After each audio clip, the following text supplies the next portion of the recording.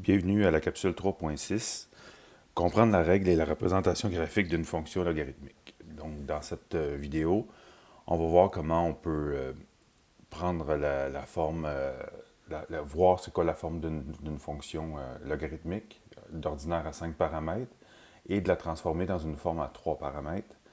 Ensuite de ça, on verra comment on fait la même chose avec un exemple numérique, donc en servant des propriétés des logarithmes. Par la suite, on verra l'effet graphique des différents paramètres sur l'effet graphique, donc l'effet sur le graphique des différents paramètres.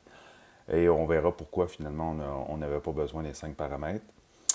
Et enfin, on va terminer par une petite synthèse de la variation d'une fonction logarithmique en fonction des paramètres qui sont pertinents.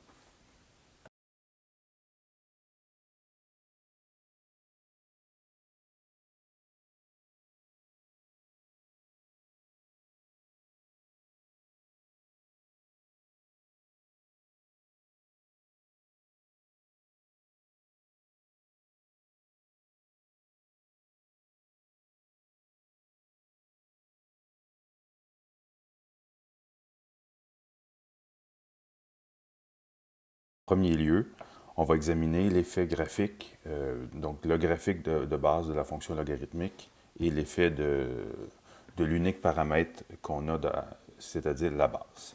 Alors, ici, j'ai placé le logarithme en base c de x et qui serait la fonction de base, mais il y a un paramètre, ce qu'on n'a pas habituellement dans les fonctions de base. D'habitude, il n'y a aucun paramètre. Ici, il y en aurait un qui serait la base. Alors, l'effet graphique, donc, la base est plus grande que 1, la fonction logarithmique a cette allure graphique. On voit l'asymptote qui est située sur l'axe des ordonnées, l'axe des Y, est toujours une asymptote verticale. Alors, plus la base devient grande, plus la fonction s'étire horizontalement, ou on a l'effet qu'elle se contracte verticalement. Euh, Lorsque la base diminue, on a l'effet contraire, on a un effet de contraction horizontale, ou ça peut nous sembler aussi un effet de dilatation verticale. La base vaut 1, c'est pour ça que ce n'est pas permis, parce que la fonction est dégénérée. Lorsque la base est entre 0 et 1, on a que la fonction devient décroissante. Alors, ça a l'effet, vous le remarquez, d'une réflexion par rapport à l'axe des abscisses. Donc, ça agit comme si le paramètre A était négatif. Donc, la base. C'est pour cette raison qu'on va pouvoir éliminer le paramètre A parce qu'on n'en aura pas besoin. On voit que seulement la base peut faire exactement le même effet que le paramètre A, c'est-à-dire contracter ou dilater verticalement et faire l'effet de réflexion par rapport à l'axe des abscisses. Alors, je vais fixer une base qu'on va laisser comme étant, bon, c égale à 2, mettons, pour les besoins du reste, peu importe. C égale 2, voilà. Et maintenant, je vais afficher la fonction g de x où on voit tous les paramètres. Alors, que voici. Le paramètre A vaut 1, B vaut 1, H vaut 1 et K vaut 1. Alors là, c'est exactement la même fonction, mais elle a été translatée. On voit que si je rétablis K à 0, toujours difficile à faire de façon précise, et que je mets H vaut 0,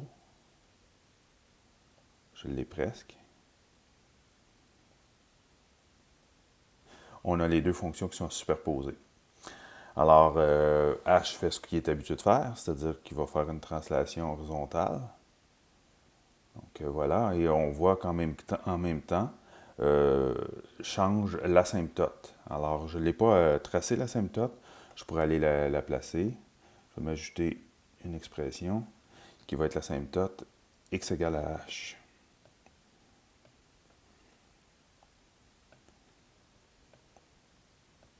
X égale à h, et je vais aller la mettre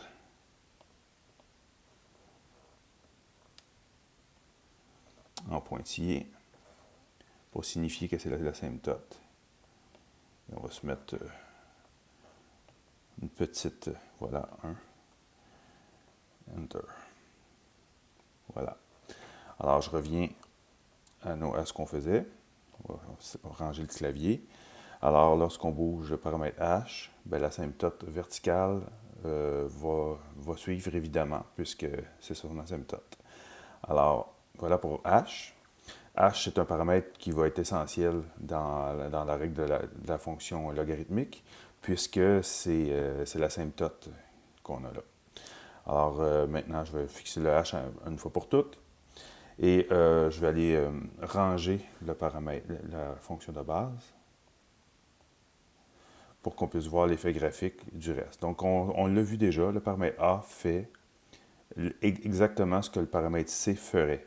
Alors, on sait que si je bouge A ou que je bouge C, ça aura le même effet. Alors, le paramètre A, je vais le laisser égal à 1. On s'aperçoit qu'on n'en aura pas besoin. Le paramètre B, il va être fondamental, même si on a l'impression qu'il fait le même effet que le paramètre C, mais il va permettre aussi d'inverser. Alors ça, le paramètre C ne peut pas nous garantir ça, donc ça va absolument prendre le paramètre B. Il n'y a pas moyen de le remplacer. Le H, on a dit qu'on en avait besoin. Et le K, lui aussi, on va pouvoir s'en passer. Parce que s'il fait le même effet que la base, alors la base fait la base ou le paramètre B, si on veut. Regardez, si je travaille sur le paramètre B ou que je travaille sur le paramètre H, j'ai le même effet graphique. Alors, le paramètre K ne servira pas, ni le paramètre A. C'est pour cette raison que je vais éliminer les deux. Alors, dans la prochaine partie, on va voir comment, au niveau des manipulations algébriques, on arrive à se ranger, se débarrasser des paramètres A et K. Alors, comme mentionné à l'instant, les lois des logarithmes vont permettre de transformer la règle qu'on a en haut et de l'écrire sous la forme à 3 paramètres. Il va nous rester la base, B et H. Alors, commençons avec la fonction à 5 paramètres. La première étape consistera à absorber le paramètre A. On va écrire que A est égal à l'inverse de son inverse. Donc, 1 sur A à la moins 1. Pour quoi faire? Parce qu'on va faire un changement de base. Donc, fois le logarithme en base C de bx moins h plus k. On ne touche à rien d'autre. OK? C'est même pas une loi des logs, celle-ci. Ensuite, deuxième étape, on va appliquer la loi du changement de base, donc a à la moins 1, multiplié par le log de bx moins h. Je ne vais pas placer de base parce qu'en réalité, c'est temporaire. Donc, c'est la base 10 sur le log de c par la loi du changement de base. Je pourrais prendre n'importe quelle autre base, mais ça me convient. Donc, on va laisser ça comme ça. Voilà, plus k. À cette étape, on a que le a-1, qui est ici, va multiplier le log c qu'on retrouve au dénominateur. Donc, on va se retrouver avec cette expression, c'est-à-dire log de bx moins h au numérateur. Et a-1 fois log c, ça va s'écrire ainsi, log c exposant a-1. Et ensuite le plus k à côté. Et on a utilisé la loi, ici c'était la loi du changement de base à l'étape précédente. Ici on a utilisé la propriété puissance d'un log par la propriété puissance d'un log.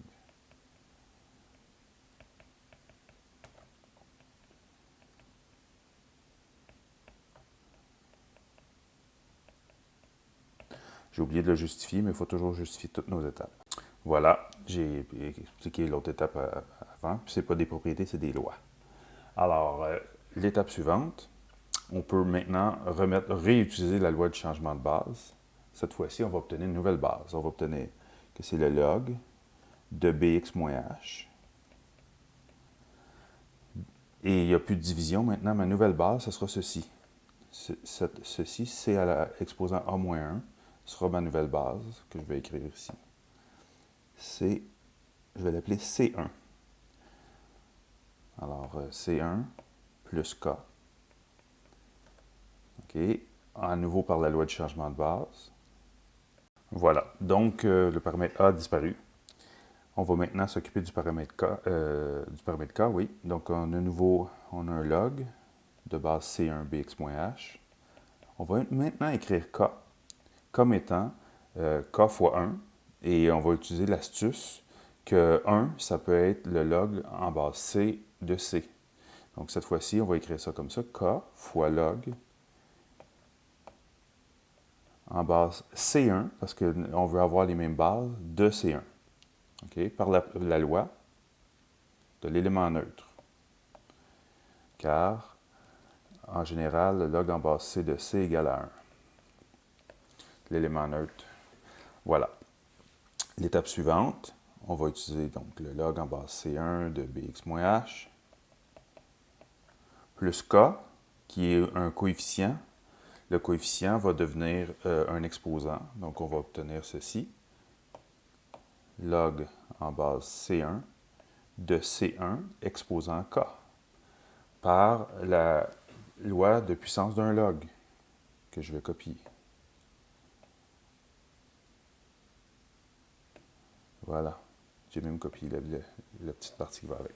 Bon, voilà. Ensuite, l'étape suivante.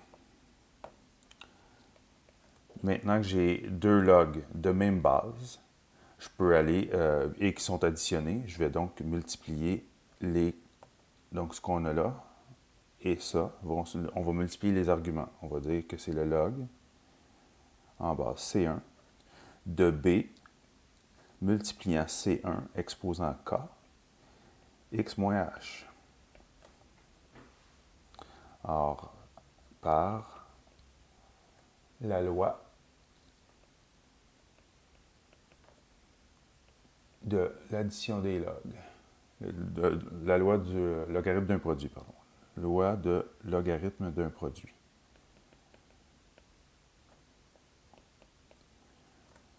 Donc, les logs qui transforment un produit en addition, c'est leur force. Alors voilà, et maintenant on va terminer comme ça. On va dire que c'est le log en base C1 de B1 X moins H. Si on dit que B, C1 et K, exposant K, donnent le nouveau nombre B1, parce que ce sont tous des nombres, ce sont des paramètres. Alors voilà, on a maintenant une forme à 3 paramètres. Voyons maintenant un exemple numérique pour transformer, donc une vraie fonction, pour transformer sous une forme à 3 paramètres. Donc cette fois-ci, je ne vais pas écrire à côté les propriétés, je vais juste les commenter. Alors on va commencer par écrire donc le paramètre A, moins 3 cinquièmes, on va l'écrire comme l'inverse de moins 3 cinquièmes, donc de moins 5 tiers. Ce qui va me donner le logarithme en base 7 de 2x plus 4. Donc 2x plus 4, on sait que c'est 2 fois x plus 2. Il faut faire une simple mise en évidence, on va sortir le paramètre B. Et moins 3. Voilà. Donc j'ai juste fait ça pour l'instant.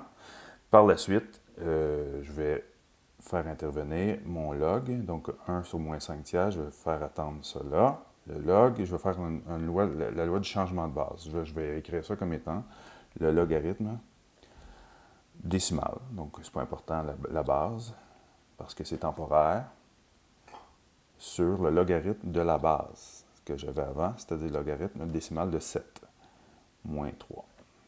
Voilà pour ça. Par la suite, c'est là que c'est le temps d'aller multiplier mon paramètre A avec mon log qui est au dénominateur.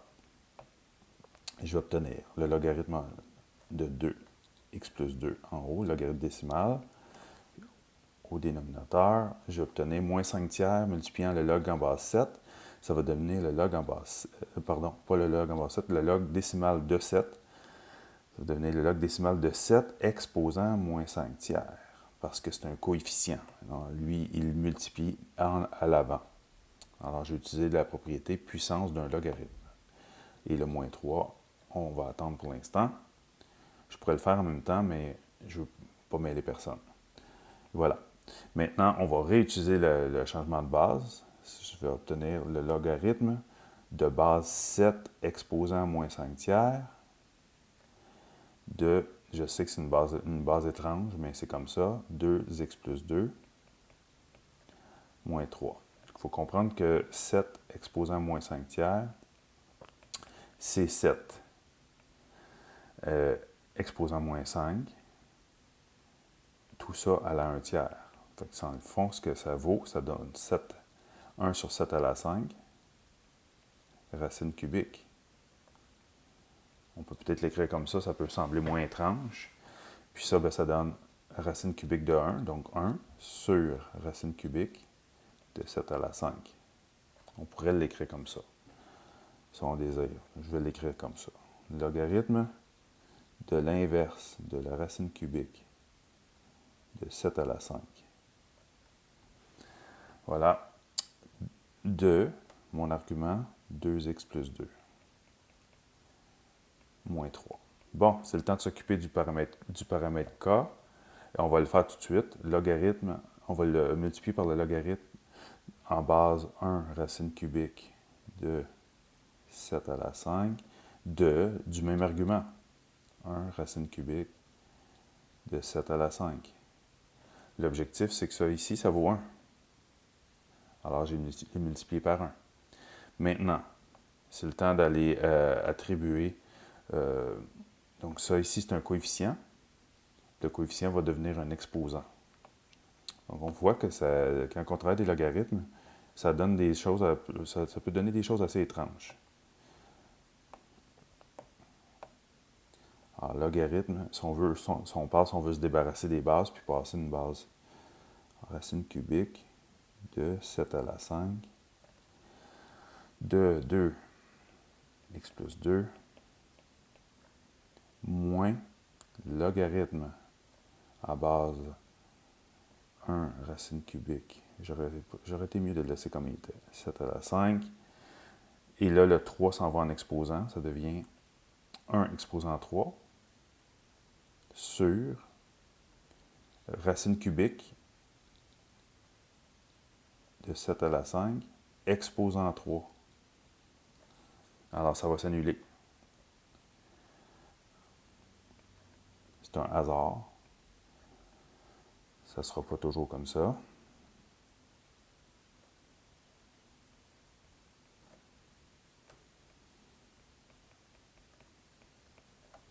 Alors, moins. Alors, logarithme de 1, je pense que c'est la base qui est la plus longue à écrire. Donc, 1 sur la racine cubique, donc ça va devenir 1 sur 7 à la 5. Puis on pourrait l'écrire comme étant 7 à la moins 5, tout simplement. Ça serait un peu plus facile à traîner. Maintenant, j'ai une différence de logarithme. Alors, lorsque j'ai une différence de logarithme, on sait que c'est égal à un quotient, par le logarithme d'un quotient. Okay? Cette propriété, je vais l'écrire, car log en base c de m moins log en base c de n est égal au log en base c de m sur n. Donc, par la loi du logarithme d'un quotient. Alors, voici ce que je vais faire. Je vais écrire que c'est le logarithme de 2, x plus 2, sur 7 à la 5.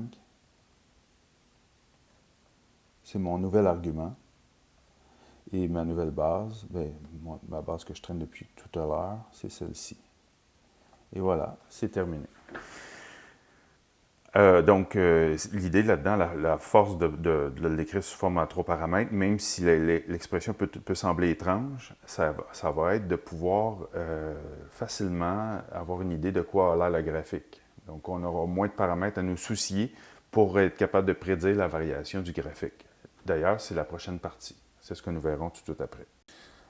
Comme on a vu tout à l'heure, dans le cas des paramètres, on sait que l'asymptote, c'est x égale à h.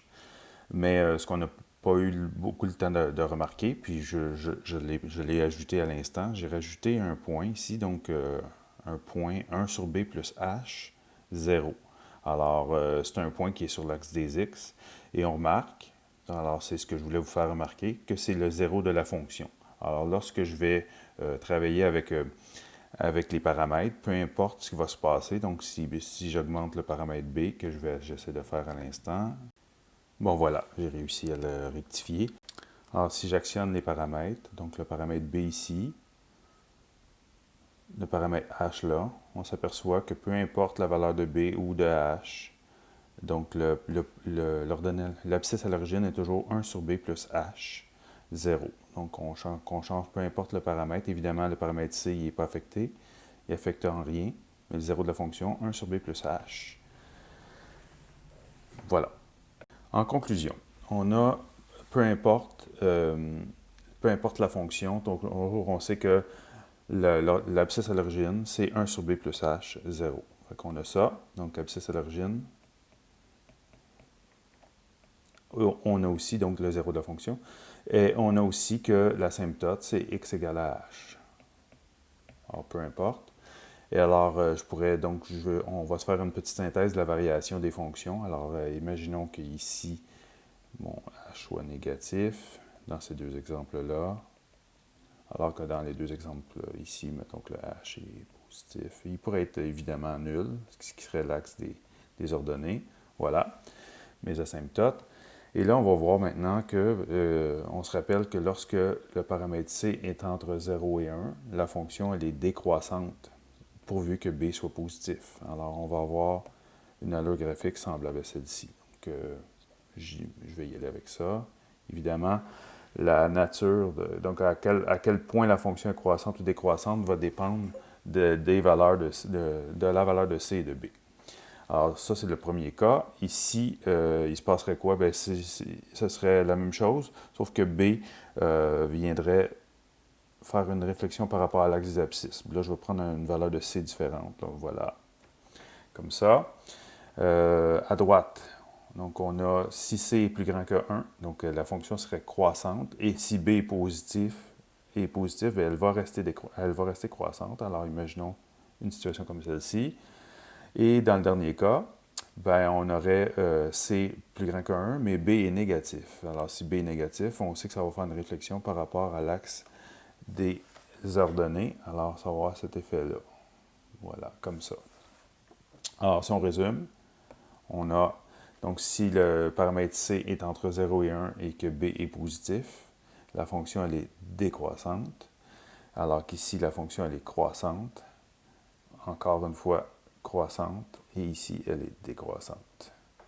C'est ce qui met fin à cette capsule sur la règle et la représentation graphique de la fonction logarithmique. Dans la prochaine vidéo, on va voir comment on peut déterminer la règle d'une fonction logarithmique.